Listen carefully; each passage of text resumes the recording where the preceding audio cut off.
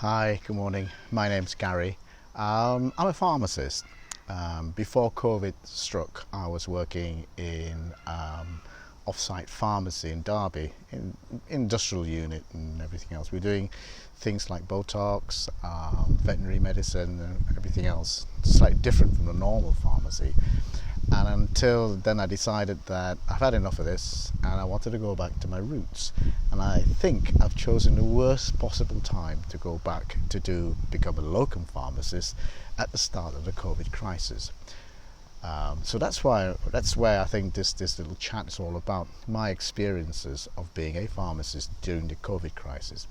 I've seen the worst and I've seen the best of people throughout the last 3 months. I left my previous job in around March, just when COVID was about to start, and I thought, before I go on to the next big thing, I'll locum around the Nottinghamshire, Derbyshire area. So that's what I did. I had working full shifts, mainly Monday to Saturdays, in all areas of Nottinghamshire and Derbyshire. So for pharmacies who obviously had issues filling pharmacy spots. So that's what I did from Monday to Saturday. So I've been working quite hard for the past 3 months. So I need a break. I think with pharmacy, let me just give you a background. We obviously have to supply medicines to people, prescribed medication, but during the COVID crisis, people panicked. Doctors more or less closed the surgeries, and doctors were spewing out prescriptions for 2 or 3 months. It was like Christmas. When during Christmas time everybody panics, shops are closed, very much like that. So pharmacies were doing nearly twice the amount of prescriptions. So consequently, people were waiting for the prescriptions. That's the first thing. So we had people who were waiting an extra long time. So when you imagine you got a queue, you 2 or 3 people in the pharmacy, people waiting outside, and then come in to find they didn't have the medicines, and what then led to was stock shortages. So a good example is a lot of doctors prescribe lots and lots of inhalers. Now, apart from a normal 1 or 2 you get per prescription, they're prescribing 3 or 4, 6 even, to cover the period, because they didn't want to see the patients again. So that led to stock shortages. So we couldn't get hold of many medicines. They ran out. It wasn't because the manufacturers stopped producing, it's because stocks ran out. Manufacturers normally keep about 2 or 3 months stock in any one time. It's a commercial thing. That ran out straight away. So we couldn't get inhalers, we couldn't get certain medication, blood pressure medication. So that led to a lot of angst, a lot of fear in the community. So we had arguments. Although we didn't ration, we was first come, first serve. And one particular inhaler, and we are feeling the repercussions now, the manufacturer had to limit the stock. So every pharmacy had, 20, 30, 40 per month. And that was it. So when your prescription came, you got it, that's fine. If your prescription came when the stock ran out, you didn't. So we had to prescribe lots and lots of alternatives. And on top of this, there was also genuine manufacturing difficulties. So certain stomach ulcer medication we couldn't get.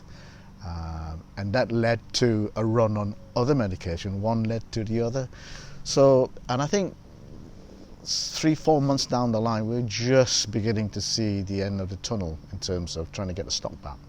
But we still have stock shortages. Not as bad, but it was serious. So that meant patients came in, they were frightened. And when you're frightened, and when you're in pain, and when you're ill, you don't see the real patient, you see someone else. And that someone else abused us, shouted at us, was generally feeling very, very rude, very rude to the staff. Some extreme examples. For instance, I was in a town 45 minutes from where I am in Ruddington. A man who was obviously had mental illness, mental issues, wanted to get his prescription, and because of his prescription, it wasn't the normal electronic prescription. It's a paper one. Paper these days, my goodness. And he basically barged in the pharmacy, extremely rude, loud and aggressive. We said, we didn't have the prescription, we didn't have it for you, but you come back later. So when he came back, there was a queue. He didn't want to wait in the queue. We had an assistant standing in front managing the queue. He barged past her, and in doing so injured her shoulder, so dislocated her shoulder while he barged past her. To which we had to call the police, send her on to hospital because of this one person. Now, not excusing what he did, but he had mental health issues, and for someone like that, although I was extremely annoyed, fearful and protective for the team, we managed to sort of shoo him out of the pharmacy. But that was one of the extreme examples. The most common ones are, what are you going to do about it? What can I do? Am I going to die? Those are hard questions to answer, when you're faced with genuine shortage and it's not of your own making. So in that sense, it was challenging. It's not happening so much now. It's calmed down a bit because I think everybody's had the first rush of medication. They've had it. Now it's coming down to a level where it's about containment. It's about education and reassurance. So now the next phase for the medication rush is the controlling phase, where people come in, for example, without masks. I was saying to you about how they've walked in. Well, I don't have to wear a mask. I'm exempt. To which I reply, that may be so. You may be scared of wearing masks, or you're an asthmatic. But you come to a pharmacy, you come to a place where sick people come. They're coming with cough and colds. You don't want to catch them. So some of them understood, some of them really don't get it. And do you know what? I understand. Because if you feel discomfort with a mask on, you feel not happy with how you look, whatever it is, I get it, I understand. But for the few moments you're in a pharmacy, please, consider other people, consider me, because I have to deal with you, I have to speak to you. We had an asthmatic yesterday come in and she was coughing. I didn't ask the full COVID questions about symptoms. She looked poorly. And she came in because she said, in her words, oh, the doctor doesn't want to know. Now, I'm not too sure. I think it's misunderstanding. And when I questioned her further, I thought, this is serious. I said to her, you need to go home, ring 111, get a test, because all the symptoms point you may have the COVID symptoms. And she was in a pharmacy without a mask. And I think, oh, good Lord, please. But that's just one incident. But however, I've had some really good experience. People are coming in, old people that realise the thing to do, saying thank you to us. We had lots and lots of boxes of chocolates and really nice things. So it's all bad. And I think I'm trying to be a generous of spirit here. People are not themselves, and repeat myself, people are not themselves when they're in pain, they're scared and they're frightened. So I think for me, as a pharmacist, I see all sorts of humanity, and that's why I love being a pharmacist. What I'd like to touch on now is what impact this has had on you personally, in terms of how you felt being in that environment and whether it worried you because of COVID, perhaps what your family thought about you being out and whether it scared them as well. It's a good question, that, because when I started out being a locum, basically being self-employed, and when you're self-employed, if you don't work, you don't get paid.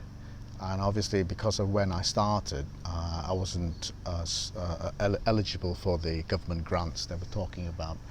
So yes, that preyed on my mind, my family. So obviously, when I went out, I had to take a lot of precautions.